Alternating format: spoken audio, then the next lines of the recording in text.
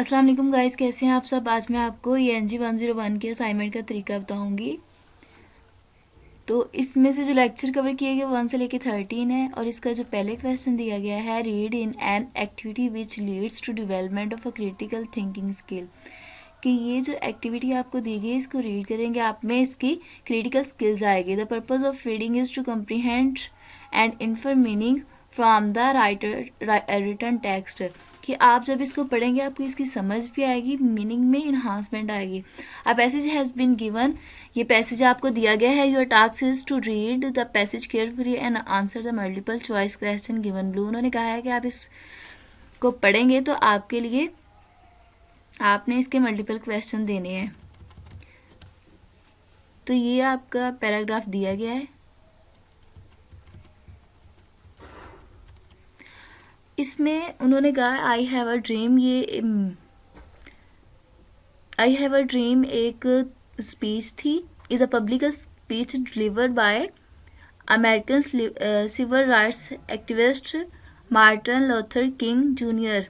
तो ये जो इसने स्पीच दी है वो अवामी तकरीर के लिए दी थी, सिविल राइट्स की शहरियों के हकूक़ के लिए, और इसका जो कारकुन था वो मार्टिन लूथर किंग जूनियर था, JR जूनियर के लिए। During the march on Washington for jobs and freedom on the August 28, 1963, और उसने ये जो दी थी वो विशगिंडन के स्पीच के दौरान दी थी कि 28 अगस्त 1963 में विशगिंडन के जॉब्स, मुलाजमत और फ्रीडम की आज़ादी के लिए। In which he called for an end to racism in the United State. उसने ये इसलिए दी थी कि वहाँ से रेसिज्म मीन की नस्ल परस्ती को ख़त्म कर सके यूनाइटेड स्टेट में से। Called for civil and economic rights, ताकि लोगों को उनकी शहरी और माशी हकूक़ मिल सकें। Deliver to over 2,50,000 civil rights supporter from the step of the Lincoln Memorial in Washington. Lincoln Memorial की जो स्टेप उठाया था उसने 2,50,000 लोगों के लिए सपोर्टर के तौर पर उसने काम किया था, उनके हकूक़ दिलवाने के लिए। ये जो स्पीच दी गई थी, DC the speech from the defining movement of the civil right movement, कि ये एक इसलिए दी गई थी ताकि वो शहरियों के हकूक़ के लिए काम कर सकें, कि उनको उनके हकूक़ दिलवा सकें। Beginning with the reference to the emancipations proclamations, mean की आज़ादी के नाम से उन्होंने शुरू किया था ना ये काम, विद द रेफरेंस टू इमेंसिपिएशंस। तो उसके बाद प्रोक्लेमेशंस उन्होंने ऐलान किया था, आज़ादी के रेफरेंस से शुरू किया था। With freedom millions of slavers इन 1863, और उन्होंने लाखों गुलामों को आज़ाद कर दिया था।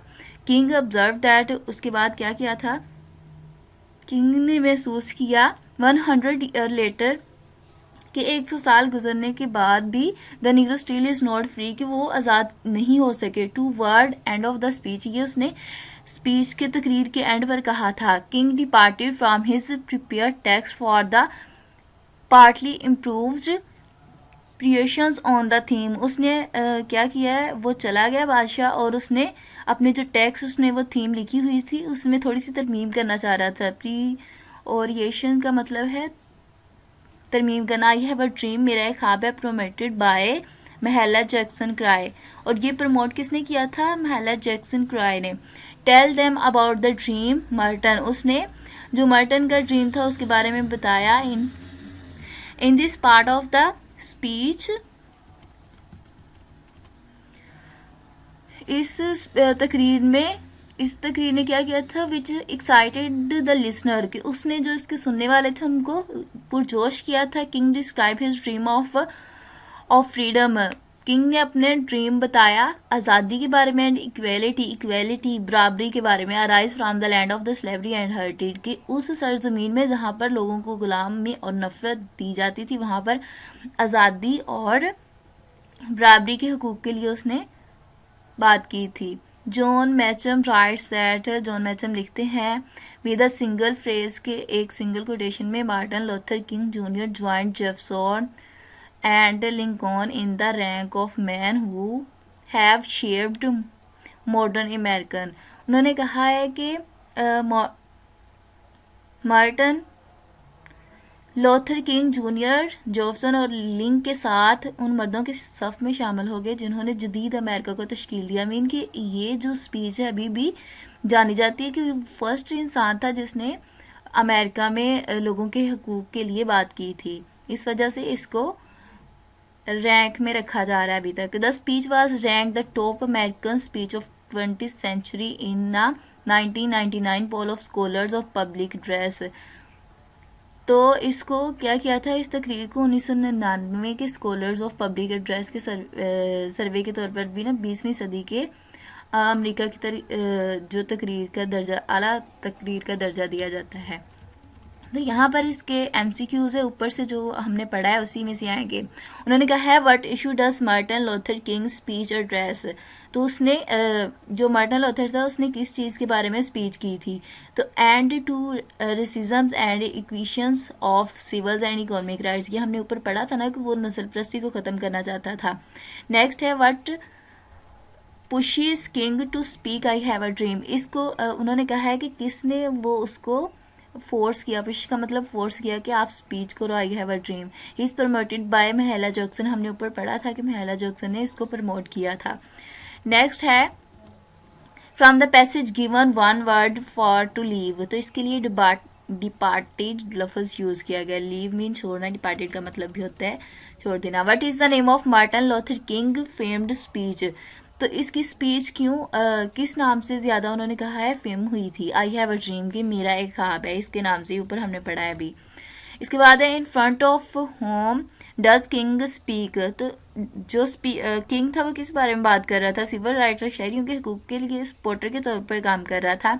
आगे उन्होंने नेक्स्ट क्वेश्चन कहा है read the paragraph carefully and based on the idea discussed in the paragraph identify given system as true or false। ऊपर उन्होंने कहा नीचे वाला जो पैराग्राफ है आपने उसको पढ़ना है और उसमें से आपने ट्रू और फॉल्स बताने हैं।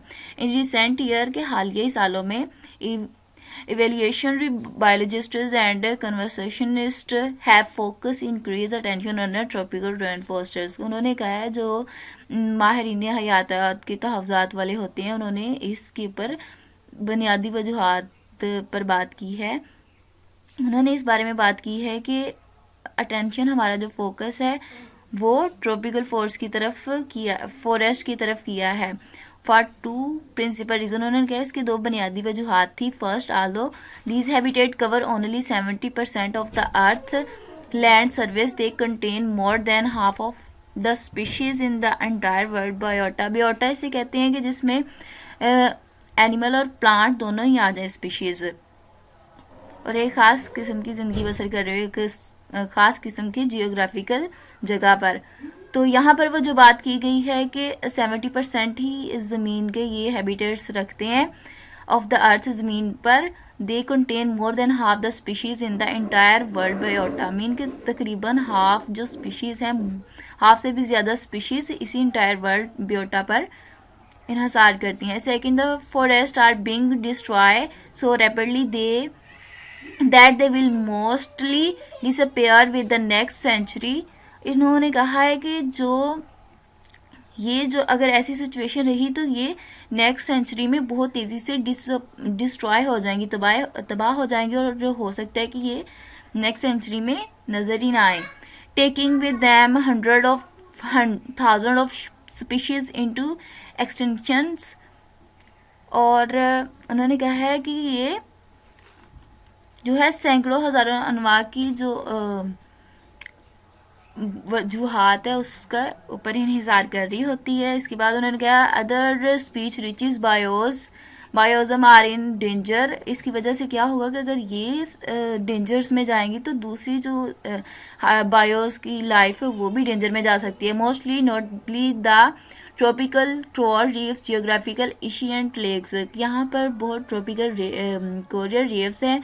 जियोग्राफिकल मीन के वो कदीम जो है झीलें, यहाँ पर कोस्टल वेटलैंड है मीन कि यहाँ पर जो गीली ज़मीन रहती है east deserves special attention on it's on कि सबको इसके ऊपर एक ख़ास किस्म की तवज्जो देनी चाहिए। But for the moment the forest serve as the ideal paradigm of the larger global crisis. से इसकी वजह से क्या होगा कि यह बहुत ही बरहान का शिकार हो सकता है, बहुत बड़े। आगे उन्होंने कहा despite the extraordinary richness, कि इसमें एक गैर मामूली दौलत की बावजूद tropical rain forest are among the most fragile of all habitats, कि वो जितने भी जंगलात हैं रहायश गाहों में सबसे ज़्यादा नाजुक है। They grow on so-called wet desert and unpromising soil base washed by having rains। उन्होंने कहा है कि यहाँ पर मीन की जो ज़मीन की जगह है वो बहुत ज़्यादा नाजुक है और जो रेंस की वजह से बहुत ज़्यादा नाजुक हो चुकी है। 2/3 of the area of the forest service consists of the tropical rain and yellow earth, which are red and yellow earth है। उन्होंने कहा है तकरीबन 2/3 जो इसका रकबा है वो सुर्ख और पीले रंग के जो जमीन पर मुश्तमिल है। उसके बाद उन्होंने कहा है which are typically acidity and pure in nutrients, poor in nutrients. उन्होंने कहा है कि यहाँ पर एसिडिटी मीन की बारिश बहुत ज़्यादा होती है तो एसिडिक हो जाता है और उसमें न्यूट्रिएंट्स बहुत कमज़ोर हो जाते हैं, जैसे कि फास्फोरस की बहुत ज़्यादा ज़रूरत होती है। High concentration of iron and aluminium from insoluble compound with phosphorus. उन्होंने कहा है कि क्या होता है कि हाई कंसनट्रेशन जो आयरन और एल्यूमिनियम बहुत ज़्यादा होते हैं वो इनसॉल्युबल कर देते हैं फास्फोरस को ज़मीन के अंदर। मीन की ज़मीन की ज़रखेज़ी ख़त्म हो जाती है, there by decreasing the availability of phosphorus to plant, जिससे क्या होता है कि प्लांट के लिए फास्फोरस की कमी हो जाती है। Calcium and potassium are released from the soil soon after their compound are dissolved from the rain, कि ये क्या होता है कि पोटाशियम और कैल्शियम और पोटाशियम इसमें बहुत ज़्यादा होती मीन की ज़मीन में बारिश की वजह से डिज़ोल्व हो जाती है, तहलील हो जाती है, जिससे क्या होता है पानी में घुल जाती है, इसके बाद ख़त्म हो जाती है। नेक्स्ट उन्होंने कहा है इसके ट्रू और फॉल्स हैं। In the paragraph the writer talk about the desert and species living there, यहाँ पर इस बारे में बात नहीं हो रही, जंगलात के बारे में हो रही, तो इसलिए ये फॉल्स होगा। Tropical coral reefs do not exist anymore in the world due to rapid destruction of the tropical rainfall forest, ये भी रॉन्ग है, इसके बारे में भी उन्होंने बात नहीं की, उनकी डिस्ट्रक्शन नहीं कर रहा वो। The paragraph seems as subject matter of an intellectual philosopher, ये भी फॉल्स है, इंटेलेक्चुअल फिलोसफर के बारे में नहीं है। The rain causes leeches of certain nutrients, तो ये ठीक बात करे कि उन्होंने सर्टन न्यूट्रिएंट्स के बारे में बात की है, ये ट्रू है। Tropical rain forests are the most vulnerable habitats, कि वो नाजुक है बहुत ज़्यादा हैबिटेट्स के लिए, तो ये ट्रू है। Please like and subscribe my channel for latest video, और अगर इसके बारे में आपको फिर भी कोई मसला आ रहा हो तो आप कमेंट सेक्शन में पूछ सकते हैं। ओके, अल्लाह हाफिज़।